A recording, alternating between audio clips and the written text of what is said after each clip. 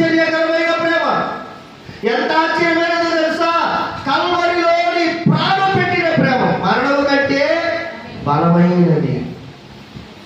నీ కొరకు, నా కొరకు, నీ తల్లిదండ్రులు కానీ, అన్నదమ్ములు కానీ, అక్క చెల్లెలు కానీ, ఈ స్నేహితులు కానీ ప్రాణం పెడతారని స్నేహితుడు అన్న ఆ మాట కానీ ఏనాడైనా నీ కొరకు ప్రాణం పెట్టిందా? లేదు కదా. కానీ నీ కొరకు ఒకే ఒక ఆయన ప్రేమించేవాడై ఉన్నాడు.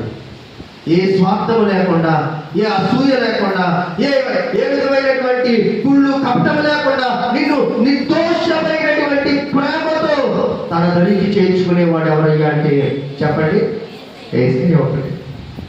యేసయ్య మాత్రమే ఆ ప్రేమను మనకు చూపించగలడు. కాబట్టి ప్రియమైన దేవుడు గమనించండి. అయితే మనము ఆ ప్రేమను పొందాలంటే ఏం చేయాలి? ఆ ప్రేమ